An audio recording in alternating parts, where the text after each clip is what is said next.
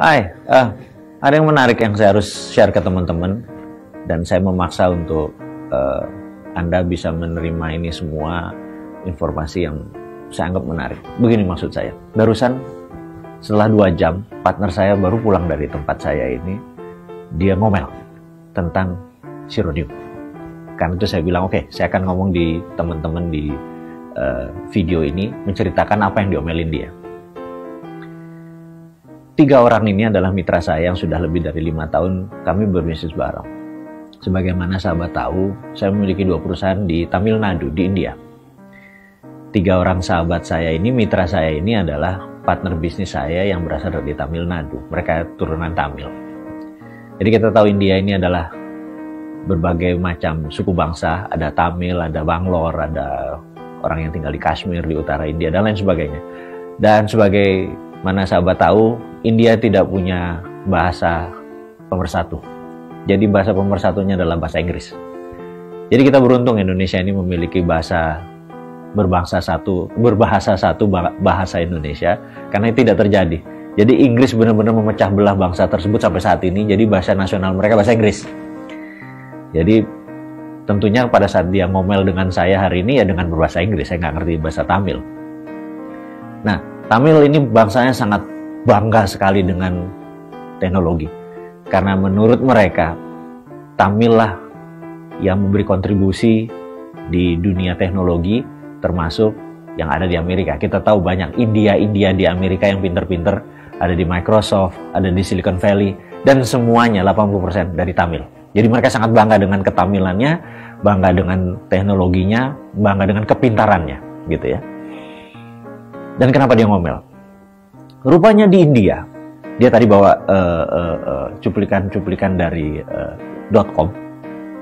Nama si Sontoloyo Mardiguwowi ini menjadi topik pembicaraan karena ada bangsa India yang sangat bangga dengan teknologi tersebut.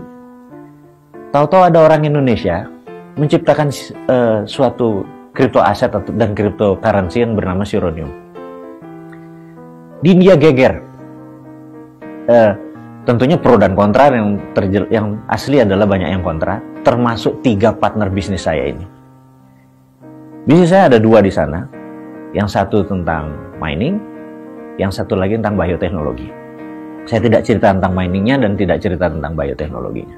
Yang mau saya ceritakan adalah dia merasa dengan kehadiran saya sebagai founder Sironium yang memberitakan ini ke dunia, membuat bisnis mereka bisa tercemar. Sekali lagi, bukan tercemar atau sudah tercemar, tapi bisa tercemar. Saya bilang, kenapa? Dia bilang, kenapa kamu mendeklar cryptocurrency Sironium ke tingkat dunia, di mana kita semua tahu bahwa 95% cryptocurrency adalah scam. Apa yang terjadi begitu Anda scam? Begitu ini semua tidak jalan, bisnis kita di India bisa bubar karena ini ownernya ya. Saya bilang oke, saya terima komplain teman-teman saya karena dia datang khusus dari India, khusus curhat untuk dia bilang jangan terusin, balik lagi ke sektor real, lupain itu cryptocurrency dan crypto aset. Ini 3 jam yang lalu nih, panjang dia menceritakan apologia atau defense-nya dia untuk menganggap bahwa jangan lanjutin. Saya bilang oke. Kita tahu kalau lagi orang komplain, lagi orang curhat, nomor 1 yang dilakukan adalah keep listening. Dengerin aja sampai udah habis, oke? Anything else you wanna talk? Nggak dah, ini aja. Oke. Saya bilang, saya mau menceritakan dulu alasan saya. Kenapa harus hadir? Alasannya begini. Kita tahu bahwa cryptocurrency yang ada saat ini kebanyakan tidak ada sektor realnya. Jadi, misalnya Bitcoin, hanya berdasarkan algoritma, perhitungan-perhitungan matematis. Ya memang kuat sekali algoritmnya, sehingga solid juga database mereka. Yang saya terpikir adalah berbeda, saya bilang kayak gitu. Yang saya pikir adalah bagaimana kalau ada sektor realnya. Jadi sudah ada 5 macam produk setelah Sironium. Jadi Sironium berbasis dari gold. Anda tahu, saya bilang sama si guru, namanya Guru Nathan. Guru, saya menyuplai ke tambang Anda adalah katalis.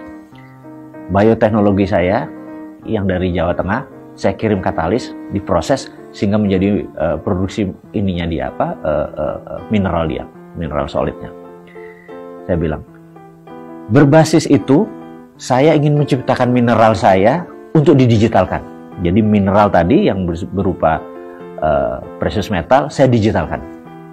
Produk berikutnya, saya bilang gitu. Saya ingat sahabat saya, Elvin, Toto nelpon. Manggil saya bro,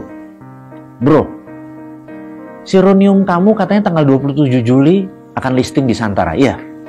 Kalau sold out, I promise you, saya janji sama kamu, kalau sold out, saya tidak jadi IPO di Bursa Efek. Saya punya 1 juta pohon kelapa sawit. Tadinya mau IPO di Bursa Efek. Tapi kalau sold out, artinya pasar kripto di Indonesia sudah masuk. Saya lebih baik ICO aja di tempat kamu. Ngerti maksudnya? Sektor real menganggap ICO lebih fleksibel, tidak memerlukan 3 tahun untuk IPO, dan ada sektor nyatanya. Jadi nanti ada namanya sawit koin, 1 batang sawit ya anggap dijual 2 juta, dan semua orang tahu 1 tahun pohon sawit menghasilkan berapa. Tinggal dibagi aja, berapa buat pengelola, berapa buat investor, dan dia ada 1 juta, dan siap panen, gitu ya. Setelah itu, saya bilang sama guru lagi. Setelah Elvin ini telepon, saya ingat sahabat saya, si Nasution. Saya telepon dia. Karena apa si Nasution sahabat saya ini? Dia pemilik 4 juta pohon karet di Madinah, Mandailing Natal. Saya telepon dia. Di mana posisi? Di Madinah, Mandailing Natal. Lagi apa? Di kebun lah. 25 tahun aku ngurus kebun, katanya gitu. Boleh nggak 1 juta rubber coin, rubbermu, karetmu, pohonmu, saya buat rubber coin. Kau macam-macam aja kau. Aku tak ngerti. Tapi aku percaya kau. Bolehlah katanya. Ya, si Batak satu ini. Berarti produk ketiga, saya bilang sama guru, adalah rubber coin. Saya bilang gitu. Dan di sini agak sedikit terdiam dia, karena dia bilang, berarti kripto-kriptonya tadi selalu ada underlying atau ada pondasi sektor real. Ada. Berarti ini adalah funding biasa saja. Yes. Pertanyaan berikutnya, kamu sudah patenin ini belum? Oh, saya bilang, itu number 1. Saya patenin. Apa jawaban dia selanjutnya? Dia menengok si Kapil, satu lagi ragu namanya. Kenapa nggak ini kita bawa ke India? India meledak ini kalau dibawa katanya. Karena saya ngerti maksudnya, gitu. Ada hal pertama adalah orang India, Tamil, sangat mengagungkan atau mendewakan teknologi. Anda udah pakai digital, teknologi berbasis blockchain. Kemudian mengagungkan emas, Anda buat sironium, lu gila katanya. Dan dia nanya, apa hubungannya tadi sironium tadi dengan rubber coin, dengan sawit coin, dengan token-token yang berbentuk berbasis sawit dan ini? Itu adalah child coin atau anaknya dari sironium. Jadi kalau sironium sekarang underlayingnya emas, nanti underlayingnya rubber, nanti underlayingnya rubber, nanti properti, nanti ada yatim coin, nanti berjajar itu underlayingnya. Jadi bukan emas saja. Begitu terbit berikutnya, child coin ini akan membuatnya jadi fondasi ekonomi di bawah sironium, yang menjadi fondasi sironium. Dia langsung, ini nggak mungkin rubuh. Karena jaminannya bukan 1, tapi berlapis. Saya mau bawa ke India. Saya bilang, nggak bisa. Saya bilang gitu. Kenapa saya membangun di Indonesia? Itu pun ada alasannya. Bisa bayangin, kalau sekarang investasi perlu Rp30.000 untuk 1 sironium. Hanya 30.000. Bisa dibayangin kalau ini meledak di India. Semua orang beli. Total jadi 100. Terus baru teman-teman, saudara-saudara saya di Trenggalek beli di harga 110, di Tuban, orang-orang Tuban beli di atas di 120. Kamu yang untung, saya bilang kayak gitu. Saya pengen ini semua dibeli orang-orang Indonesia sampai sold out, baru saya bawa ke India. Baru dari India Anda beli, baru Anda bawa ke Amerika. Ngerti nggak saya bilang gitu? Ini NKRI, jadi saya membangun ini, landasannya adalah untuk tanah air saya. Untuk membantu ekonominya. Kasihan kalau pemerintah harus mengurusi ini semua. Orang ngurusi politik aja nggak kena kok ngurusin ekonomi gitu loh. Jadi ini salah satu kontribusi kita. Udahlah kita lupain politik. Karena kan ada ideologi, politik, sosial, ekonomi, budaya. Udahlah kita ngerti ekonomi, kita bantu negara dengan ekonomi. Ini bentuk kita berkontribusi.